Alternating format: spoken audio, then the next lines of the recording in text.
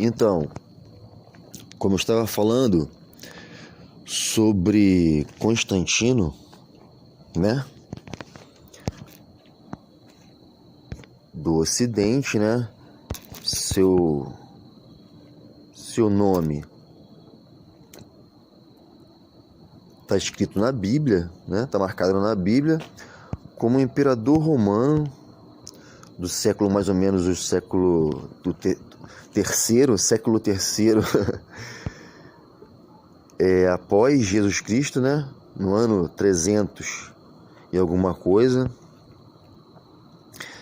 E ele teve a sacada de unificar os deuses acreditados na época sob o Império Romano, né? E o cristianismo já tinha se difundido bastante, só que era meio que, né, o candomblé do não seja interpretado como, né, mas assim, algo perseguido, algo que não condizia com o controle que o rei queria, o imperador queria. O que dissonava disso era veementemente rechaçado, né? Neutralizado. Então, vivíamos num momento em que a força e a inteligência reinava, né? A força, a cultura e uma grande massa da população não tinha acesso à linguagem, à escrita, né? Então esses homens que tiveram na história o poder, a capacidade e o brilhantismo de fazer certas coisas no mundo, as coisas aconteceram e nem sempre foram belas, né? E nem sempre foram... E acredito que a história pode ser até branda. Acredito que nós, seres humanos, temos a tendência para viver nesse mundo a acreditar nas paixões, né? Porque a realidade ela é dura demais. Então acredito que a realidade dessas guerras e desse ódio aí do ser humano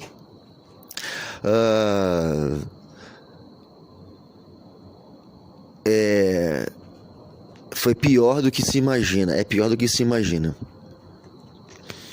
Salvo guardo algumas pessoas, e eu espero que sejam nós, né? Vocês que estão aqui me ouvindo, nós que estamos meditando sobre isso. Então, Constantino, ele fez com que hoje nós tenhamos, né, a Bíblia como ela é,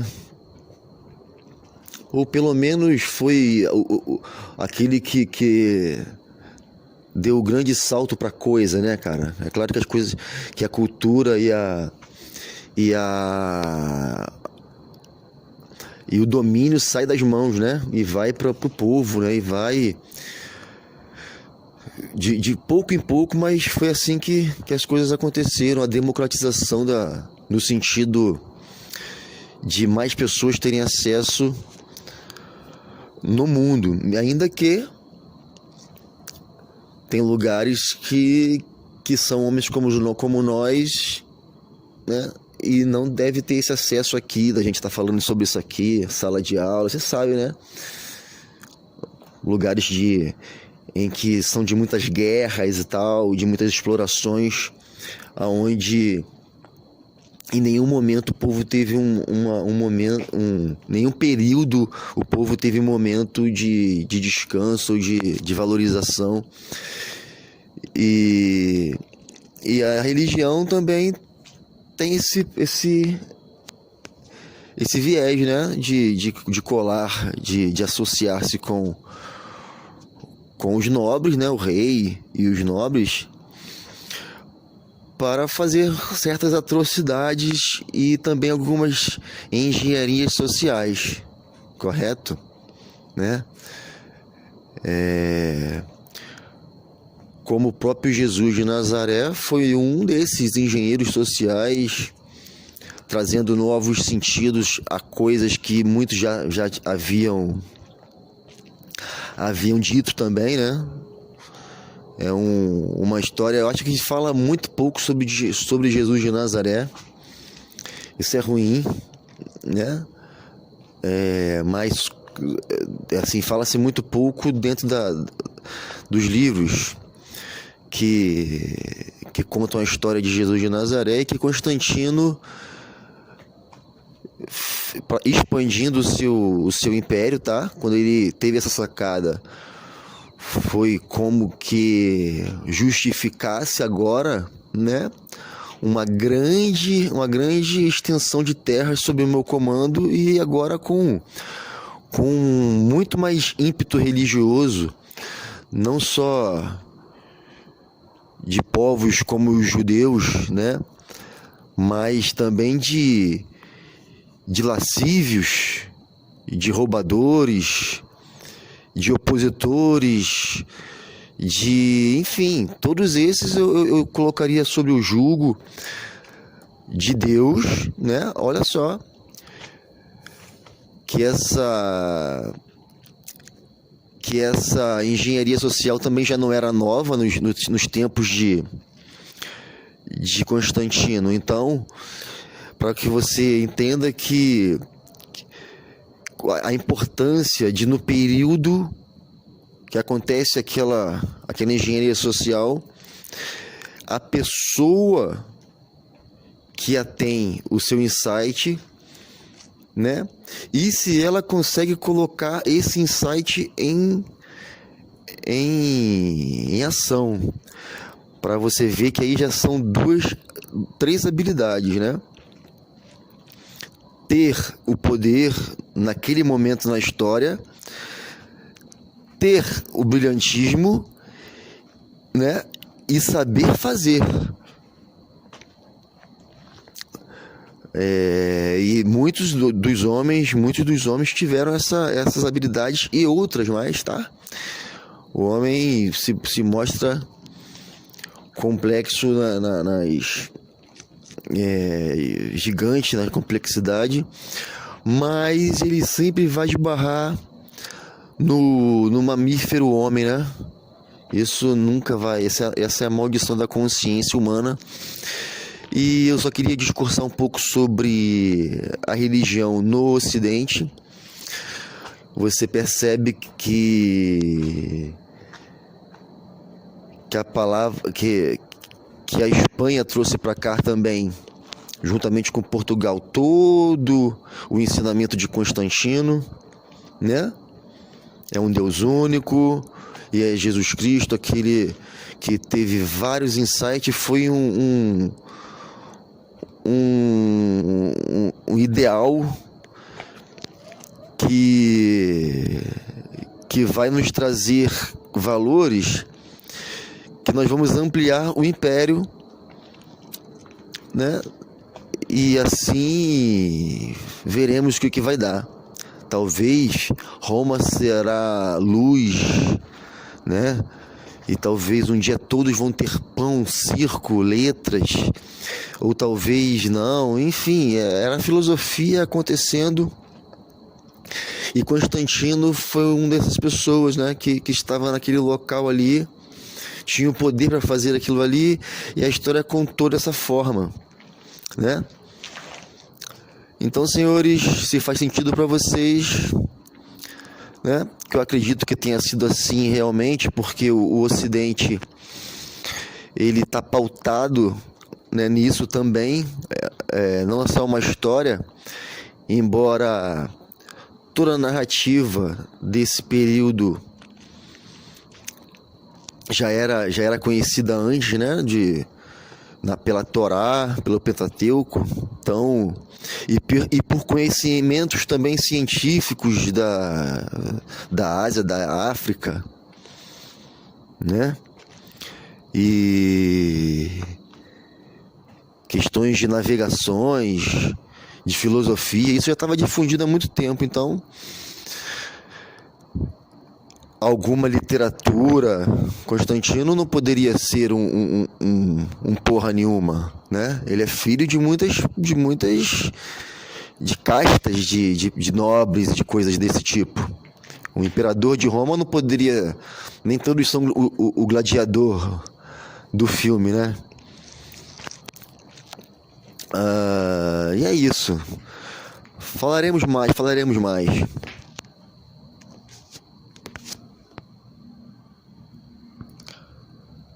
Porque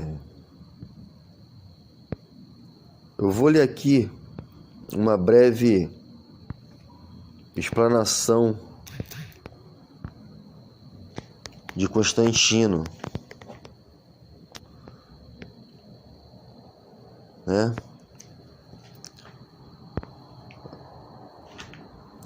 Quando o imperador Constantino inventou a Bíblia, é o título do texto aqui na internet. Até o século III, os cristãos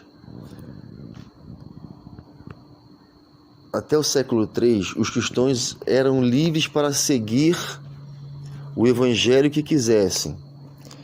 Também não é assim, né? Livres para seguir até o século III. Claro que não. Mas existiam divergências comuns pelo ocorrido, pelo bafafá e pelo evento, né, de ter um Messias tão verdadeiro para as massas e causando histerias e com uma narrativa que dava sentido a muitas outras coisas. E, enfim, mas foi Constantino que começou a ser um engenhoso, né? Engenhoso social, no sentido de começar a não perseguir os cristãos, desde que eles sossegassem e começassem a cultuar através do que eu, claro, minhas cabeças pensantes,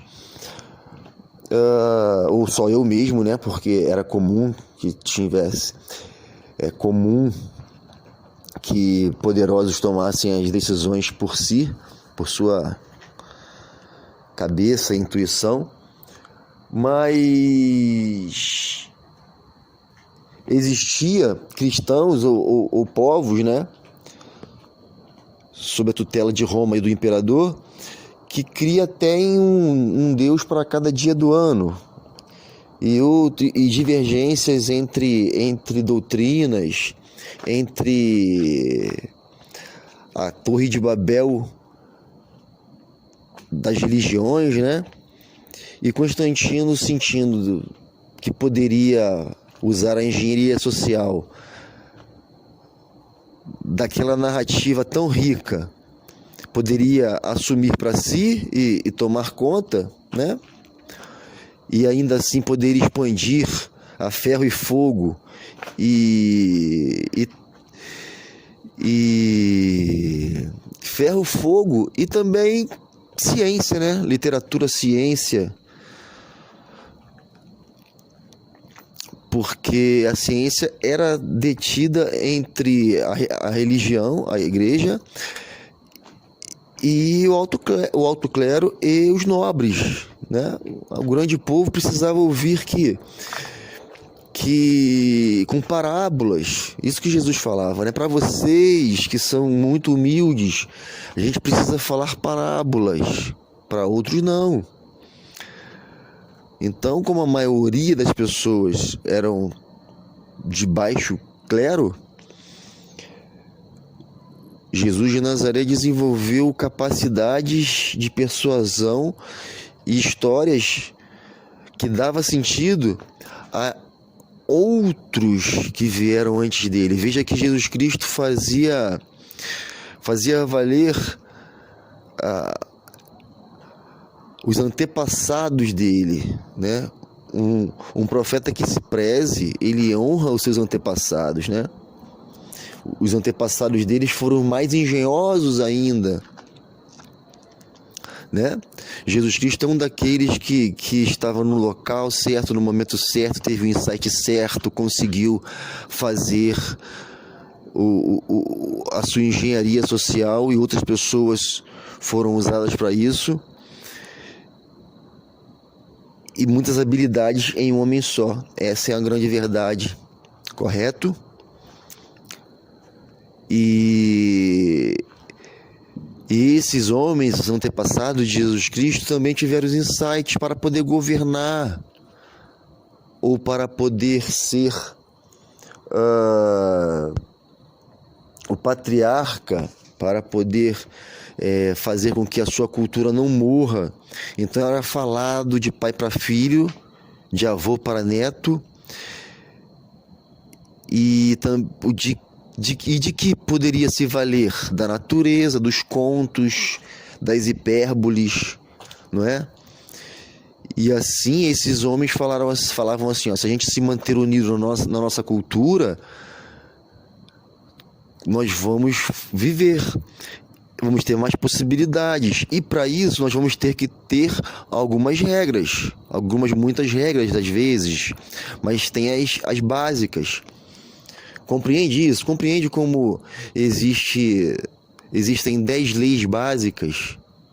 Naquela questão dos 10 mandamentos já existiam outros, de África, né, de Egito, Oriente e Ásia. Mas aqui eu estou falando sobre o Oriente, né? O Oriente.